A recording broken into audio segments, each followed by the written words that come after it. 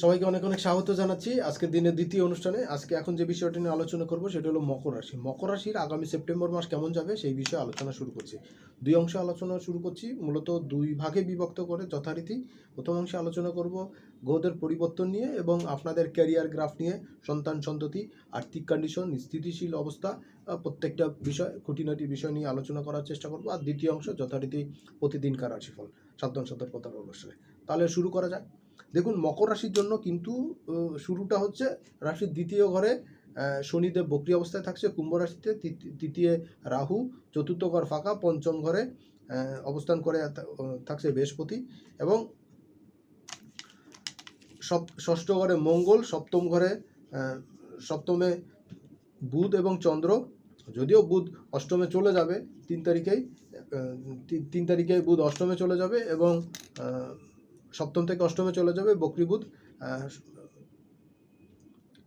অষ্টমে রবির সঙ্গে যুক্ত হবে, নবমে কেতু শুক্র অবস্থান করে আসে এবং দশম ঘর ফাঁকা, একাদশ ঘর ফাঁকা, দ্বাদশ ঘর ফাঁকা।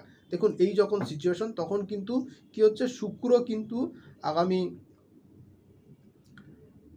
18 তারিখ, সেপ্টেম্বরের 18 তারিখে শুক্র তুলায় প্রবেশ করে যাবে এবং 12ই অক্টোবর শুক্র তুলা থেকে আবার বৃশ্চিকে চলে যাবে। এই হলো শুক্রের গোচর। আর বুধের গোচরটা হচ্ছে বুধ গত 22 তারিখে বুধ কর্কটে বক্রী হয়ে যায়, বক্রী অবস্থায় প্রবেশ করে এবং 28 তারিখ সেইখান থেকে কিন্তু সে ডিরেক্ট হয়ে যাচ্ছে কর্কট রাশিতে এবং 3 তারিখে সেই বুধ কিন্তু পুনরায় আবার সিংহ রাশিতে পিছনে ফেরত আসবে, অর্থাৎ সামনের দিকে সে আবার মুখ পড়া শুরু করবে এবং 24শে সেপ্টেম্বর সে কন্যা রাশিতে যাবে, সক্ষেত্রী হবে এবং এইখানে সে অক্টোবরের 10 তারিখ পর্যন্ত থাকবে। 24শে সেপ্টেম্বর থেকে 10 অক্টোবর পর্যন্ত মোটামুটি 16 দিনের গোচর হবে। বুধ কিন্তু ফার্স্ট তার গতি নিয়ে নেবে এবং আফটার দেন বছরের শেষ দিকে কিন্তু বুধের গতি আরও বাড়বে এবং আগামী অক্টোবরের 10 তারিখে মানে একটা মহাজাগতিক ঘটনা ঘটতে যাচ্ছে। সেটা হলো বৃহস্পতিও কিন্তু ওই দিন বক্রী হয়ে যাচ্ছে। বুধ ট্রানজিট করছে, বৃহস্পতিও বক্রী হচ্ছে। আর আগামী 16 তারিখে 16ই আগস্ট, গত 16ই আগস্ট সিংহ রাশিতে হলো সূর্যদেব প্রবেশ করে এবং সে আগামী 16ই সেপ্টেম্বর সিংহ থেকে কন্যায় গোচর করে দেবে, কন্যা রাশির ক্ষেত্রে। এবং আপনার রাশি লগ্নের কিন্তু নবমে ভাগ্যস্থানে গোচর করবে এবং সে পরবর্তী অক্টোবরের 15 তারিখে সে কন্যা থেকে আবার তুলায় প্রবেশ করে। এই হলো গ্রহদের ট্রানজিট। দেখুন, মূলত মকর রাশির জন্য এই মাসটাতে, এই সময়টাতে কী ফল দিতে যাচ্ছে। মকর রাশির জন্য যে ঘটনাটা ঘটতে যাচ্ছে, যে মকরের ক্ষেত্রে সবচেয়ে বড় জিনিস হচ্ছে মকর রাশির জাতক জাতিকাদের আর্থিক কন্ডিশন কিন্তু এই মাসটা কিছুটা বেটারের সিচুয়েশনের দিকে যাওয়া শুরু করবে। যদিও এর ফলটা আপনারা পাবেন 31শে ডিসেম্বরের পর থেকে, কারণ মকর রাশির জন্য দ্বিতীয় ঘরে শনি বক্রী আসে, সে 31শে ডিসেম্বর মার্গী হবে এবং ফলটা কিন্তু আরও একটু এক্সটেনশন হবে টাইমটা। সেটা হলো 27শে মার্চের পরে কিন্তু ফলাফলটা মকরের জন্য ভালো শুরু করবে, কারণ আপনার রাশির কিন্তু শনি সাড়ে সাথী চলছে, তৃতীয় অবস্থা। 27শে মার্চ শনি যেই বৃহস্পতির ঘরে মিনে চলে যাবে, তখন কিন্তু মকরকে সার পাবে এবং মকর কিন্তু তখন থেকে বেশ খানিকটা একটা পজিটিভ জায়গাতে চলে যাবে। এইটা হলো মকরের জন্য একটা পজিটিভ জায়গা। তবে কি, মকরের জন্য আর্থিক ক্ষেত্রে, বিজনেসের ক্ষেত্রে 3 তারিখের পর থেকে কিন্তু বেশ ভালো একটা গতি আপনারা পাবেন। শনি রবির সঙ্গে বুধেরও দৃষ্টি বিনিময় চলবে, শনির সঙ্গে, বক্রী শনির সঙ্গে। আর্থিক কন্ডিশনের একটা বিজনেসের ক্ষেত্রে একটা ভয়ভীতির জায়গা ছিল, ইনভেস্টের জায়গা ছিল, সেই জায়গা থেকে বেরোতে পারবেন। তৃতীয় ঘরে রাহু থাকছে, সে আপনার চতুর্থকে দৃষ্টি দিচ্ছে। গৃহ সুখ শান্তির ক্ষেত্রে কিছু সমস্যা হবে, মায়ের শরীর স্বাস্থ্য ভালো যাবে না। আর সেকেন্ড হলো পরিবারে কিন্তু বাড়িঘরের কাজের নিয়ে বিভিন্ন রকম জটিলতা, সমস্যা কিন্তু আপনারা দেখতে পাবেন। এটা আপনার ভোগার একটা জায়গা। আর 6 হাউসে মঙ্গলের ট্রানজিট হয়ে গেছে ইতিমধ্যেই, আপনারা দেখেছেন গত 26 তারিখে মঙ্গল ট্রানজিট করে গেল 6 হাউসে। তো আপনার জন্য কিন্তু দ্বাদশে এবং লগ্নকে দৃষ্টি দিচ্ছে, মনের মধ্যে রাগ জেদ কিন্তু বৃদ্ধি পাবে আর ছোটোখাটো অ্যাক্সিডেন্ট, দুর্ঘটনা ঘটার জায়গা থাকছে, ভয় ভীতির জায়গা থাকছে। বিশেষ করে আগুন, ইলেকট্রিকের যন্ত্রপাতি থেকে কিন্তু সমস্যার জায়গা তৈরি হচ্ছে। আর এই মঙ্গল আপনার নবমকে, ভাগ্যস্থানকে দৃষ্টি দিচ্ছে, তো ভাগ্যভাবটাকে কিন্তু চাঙা করবে। এই একটা জায়গা কিন্তু আপনাদের জন্য পজিটিভ থাকছে। দ্বিতীয় জায়গা হচ্ছে যে এই কর্ম সংক্রান্ত জায়গাতে মকরের জন্য কিন্তু কিছুটা বেনিফিটের জায়গা হবে। আর ভাগ্যে কিন্তু পিতা পিতৃস্থানীয় ব্যক্তির সহযোগিতা পাবেন, কিন্তু স্লো পাবেন, কারণ গত 18 বছর পরে কিন্তু শুক্র কেতু কন্যা রাশির ঘরে একসঙ্গে অবস্থান করছে। এইটা কিন্তু একটা বড়সড় ঘটনা আপনাদের জীবনে ঘটতে চলছে এখনকার সময়, এটা একটা বুঝে শুনে চলার জায়গা। সাবধান সতর্কভাবে চলবেন, কোথাও ইনভেস্ট করতে গেলে কিন্তু একটু বুঝে শুনে করবেন। আর স্পাউসের শরীর স্বাস্থ্যের দিকে নজর দেবেন, বিশেষ করে কানের সমস্যা বা স্কিন ডিজিজ এবং ইউরিনাল বা লোয়ার অ্যাবডোমেনের কোনো সমস্যা কিন্তু ফিমেলদের ক্ষেত্রে এই সময় বৃদ্ধি পেতে, এটা একটা নেগেটিভ সিচুয়েশন কিন্তু আপনার জন্য বিরাজ করছে। প্রেম ভালোবাসার ক্ষেত্রে কিছুটা টানাপোড়েন চলবে, স্পাউসের সঙ্গে কিন্তু সম্পর্কের একটু টানাপোড়েন চলতে পারে এই সময়টা, একটু মিসকমিউনিকেশন, ভুল বোঝাবুঝি চলতে পারে।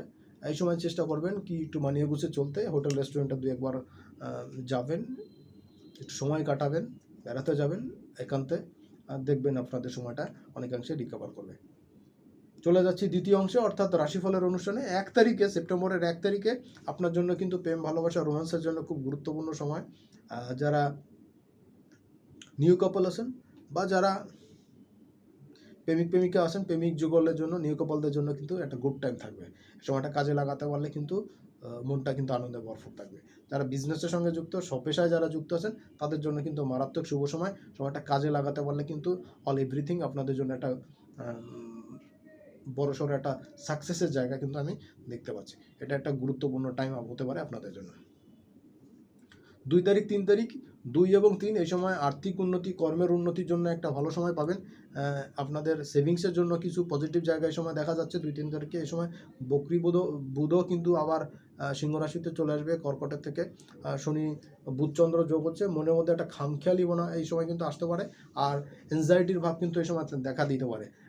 শেয়ার বাজার থেকে ফাটকা ইনকামের জায়গা থেকে কিন্তু কিছু ইনকাম পাতি বৃদ্ধি পেতে পারে, এটা আপনাদের জন্য একটা পজিটিভ জায়গা হচ্ছে। আর 2 নম্বর জায়গা হচ্ছে যে কর্মের উন্নতি, ভাগ্যের উন্নতির জন্য করা প্রচেষ্টাগুলো কিন্তু এই সময় কাজে লাগবে, এটা একটা সুন্দর একটা জায়গা আমি দেখতে পাচ্ছি।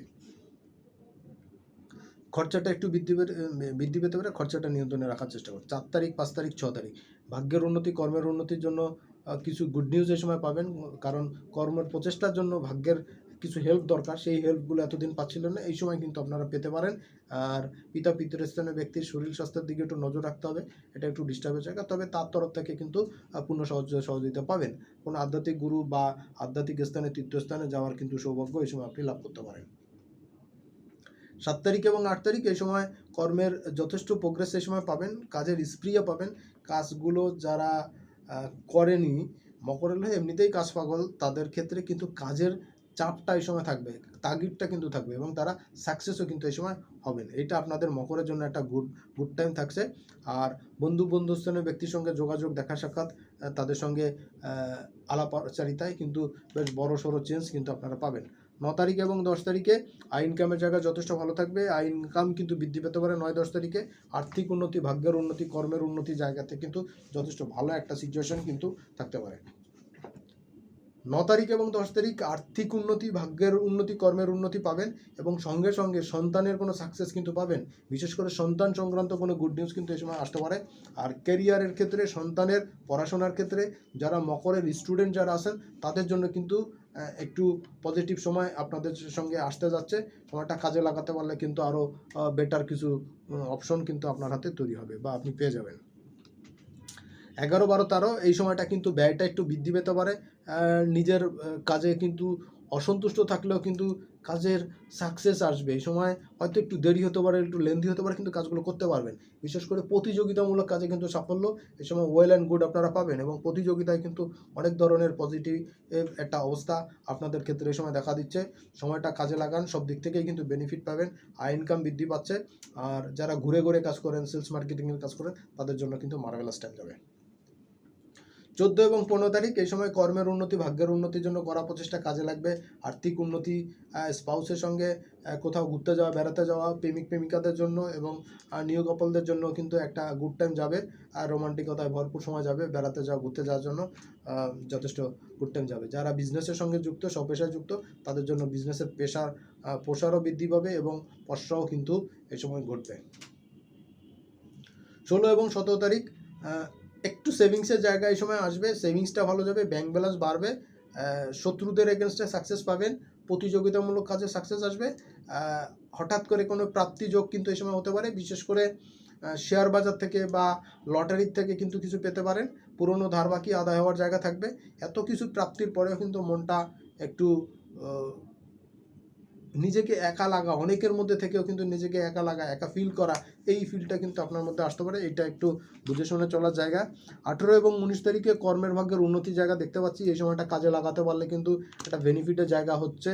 আয় ইনকাম বেশ ভালোই বৃদ্ধি পাবে। আয় ইনকামের জায়গা যথেষ্ট স্ট্রং থাকছে। চন্দ্র রাহু যোগ থাকছে তৃতীয় ঘরে, আপনার মকরের ঘরে। 18 এবং 19 তারিখে নিজের মধ্যে একটু খ্যাপাটে ভাব কিন্তু এই সময় আসতে পারে। তবে কি কমিউনিকেশন কিন্তু বৃদ্ধি পাবে।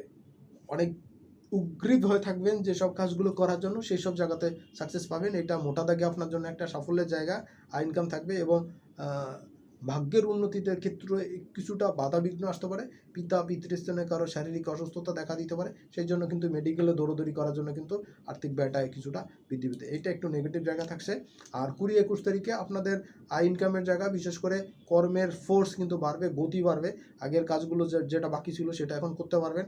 আর বন্ধুস্থানীয় ব্যক্তির সঙ্গে যোগাযোগ, কমিউনিকেশন বাড়বে। তাদের তরফ থেকে কিন্তু পূর্ণ সহযোগিতা পাবেন বিজনেসের ক্ষেত্রে, কাজের ক্ষেত্রে।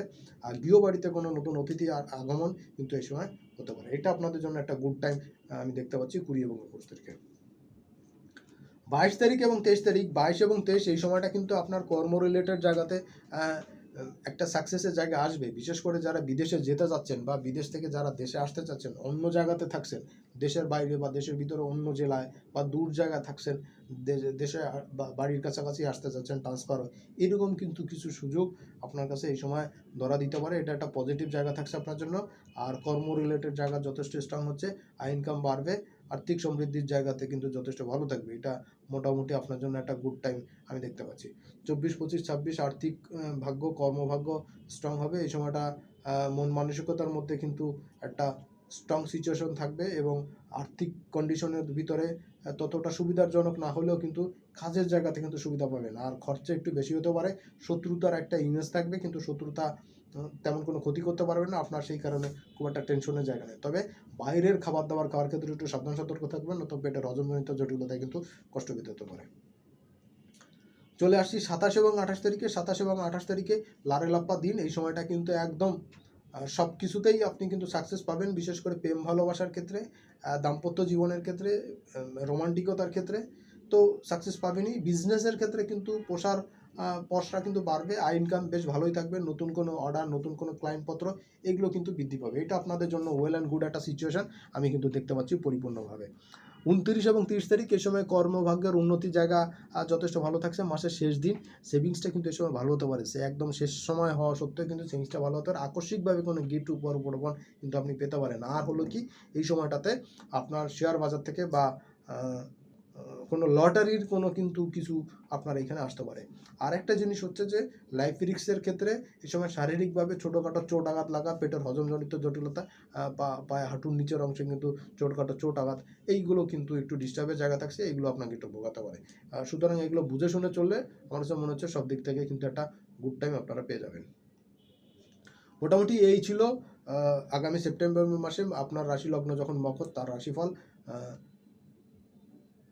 সবাইকে অনেক ধন্যবাদ জানাচ্ছি অনুষ্ঠানটি শেষ পর্যন্ত দেখার জন্য। যারা আজকের দিনে প্রথম দেখছেন বা চ্যানেলটা এখনো সাবস্ক্রাইব করেননি, অবশ্যই করবেন। আর সঙ্গে সঙ্গে বেল বাটনটি অন করে রাখবেন, কারণ আমি যখনই কোনো ভিডিও আপলোড করব তার নোটিফিকেশন সবার আগে আপনার কাছে পৌঁছে যাবে। আর এর মাধ্যমে আপনার সঙ্গে আমার সম্পর্কটা কিন্তু চিরস্থায়ী হয়। সবাই অনেক অনেক ভালো থাকবেন, সুস্থ থাকবেন। সামনের অনুষ্ঠানে আবার দেখা হবে। আজকের মতন এখানেই বিদায় নিচ্ছি।